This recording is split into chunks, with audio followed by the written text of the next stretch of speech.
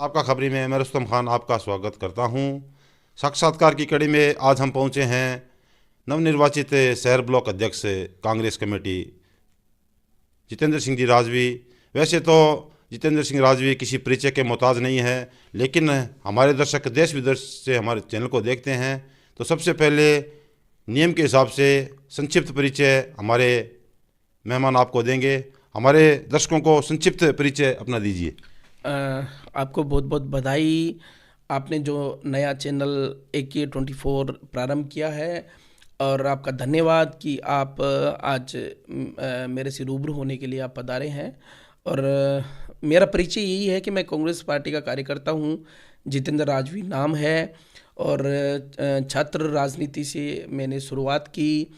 Congress party का, भंवरलाल शर्मा का, अनिल जी शर्मा का मैं एक छोटा सा कार्यकर्ता हूँ, और NSU का अध्यक्ष रहा हूँ, यूथ कांग्रेस का अध्यक्ष रहा हूँ, आपके ऑटो यूनियन का अध्यक्ष रहा हूँ, उसके बाद में ऑटो यूनियन का जिला अध्यक्ष रहा हूँ।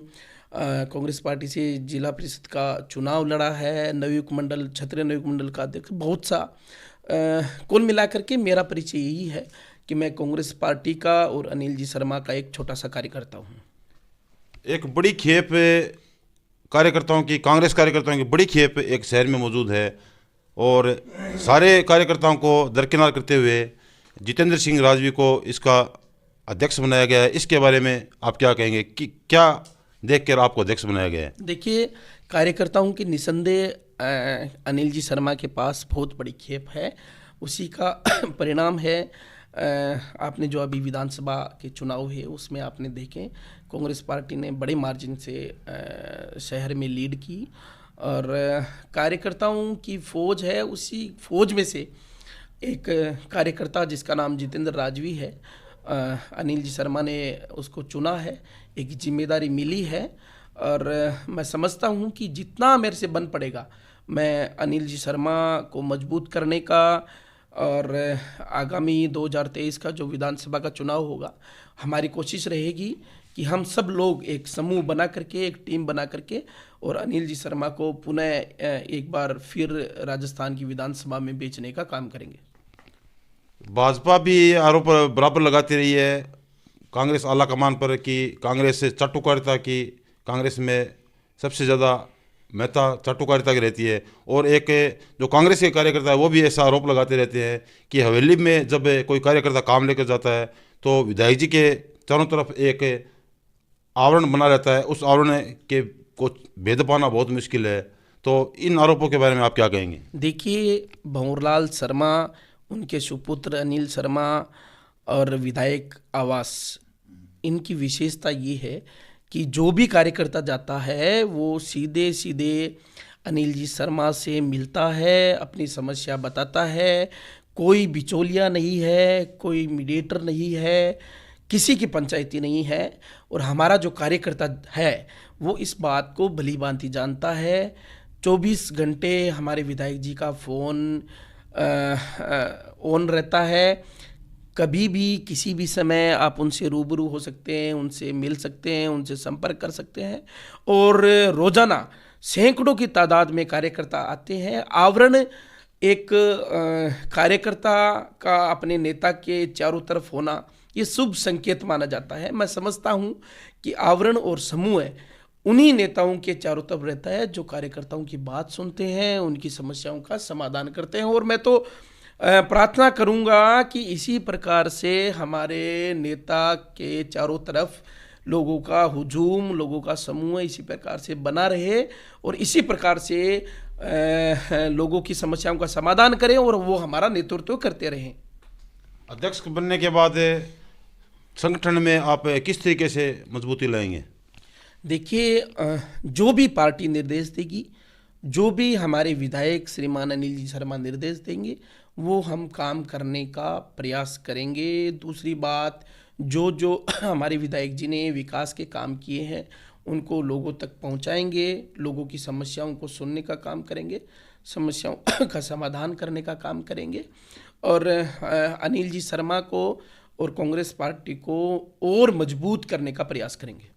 तो संगठन की रणनीति में आगे कोई संगठनात्मक है, जैसे कोई भी इसमें कोई सदस्य बनाने हैं, उसकी कोई प्रक्रिया आपके द्वारा पूरी की जाएगी? हाँ, अभी मंडलों के अध्यक्ष बनने हैं, शहर में भी अलग अलग मंडलों के अध्यक्ष बनने हैं, वो बनाए जाएंगे, और उनकी कार्यकारिणी बननी है, वो बनाए जाएंगे, और शहर ब्लॉक कांग्रेस कमेटी की भी कार्यकारिणी बननी है, वो भी बनाई जाएगी। और जो भी हमारे विधायक जी जिस प्रकार से निर्देश देंगे, तो उसी प्रकार से और नए जो कार्यकर्ता हैं, जो हमारे सक्रिय जो जमीनी स्तर के कार्यकर्ता हैं, मजबूत कार्यकर्ता हैं, उनको और भी हम उनको जोड़ने का प्रयास करेंगे। गांव में उपचुनाव में देखा था, गांव में हर मीटिंग, शहर और गांव की हर मीटिंग में आप पंडित अनिल भंवरलाल जी शर्मा के आप साथ थे। तो जो भी उन्होंने वादे किए हैं 2023 से पहले, क्या लगभग उन वादों को पूरा कर पाएंगे? देखिए, जब हम लोगों के बीच में वोट मांगने के लिए गए, उससे पूर्व जो हमारे स्वर्गीय विधायक पंडित भंवरलाल जी शर्मा, उनके जो काम किए हुए थे, लोगों के प्रति जो उनका प्रेम भाव था, उसी प्रकार से हमें लोगों का प्रेम भाव मिला।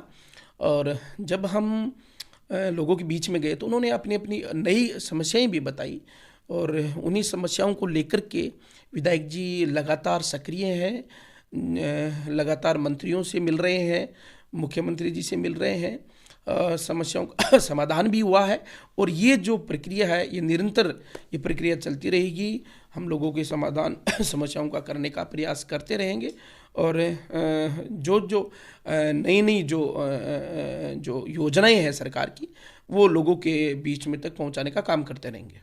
पिछले एक महीने से लगातार किसानों के बिजली के लिए जो प्रदर्शन हो रहे हैं, उसके बारे में क्या प्रयास किए जा रहे हैं? मैं विधायक जी के साथ में था जयपुर में, ऊर्जा मंत्री भंवर सिंह जी भाटी से विधायक जी मिले हैं, और उन्होंने हमें आश्वस्त किया है कि जल्दी इस समस्या का समाधान कर दिया जाएगा।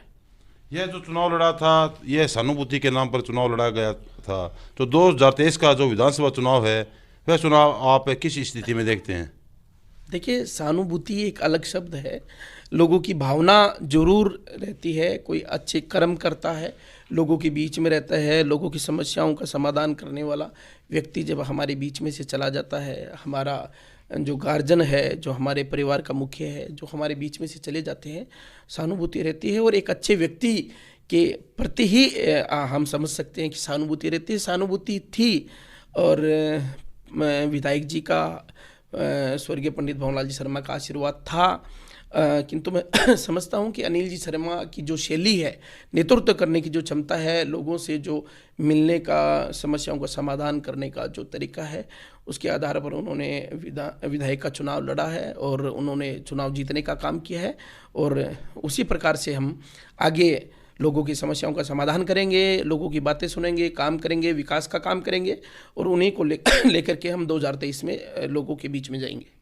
भंवरलाल जी शर्मा और अनिल जी शर्मा के भी आप बहुत विश्वास पात्र रहे हैं, क्या आप उनके विकास कार्यों से संतुष्ट हैं? निसंदेह मैं ही नहीं, इस सरदार शहर का वोटर भी संतुष्ट है, और उसी का परिणाम है कि हमारे पूर्व विधायक स्वर्गीय पंडित भंवरलाल जी शर्मा ने 7 बार हमारा नेतृत्व किया, और उसके बाद में जो अनिल जी शर्मा ने जो चुनाव लड़ा, और उनको भी सरदार शहर की जनता ने विधानसभा में भेजने का काम किया। ये उन्हीं कामों का परिणाम है कि लोग संतुष्ट होते हैं, तभी आपको विधानसभा में नेतृत्व करने का। 2023 से पहले एक ऐसा बड़ा काम है जिसको लेकर आप 2023 के चुनाव में वापस जाएंगे, एक ऐसा बड़ा काम, विकास का बड़ा काम, क्या करेंगे आप? देखिए, जो वर्तमान में मैं समझता हूँ कि अस्पताल का जो काम है, मुख्यमंत्री जी ने उप जिला अस्पताल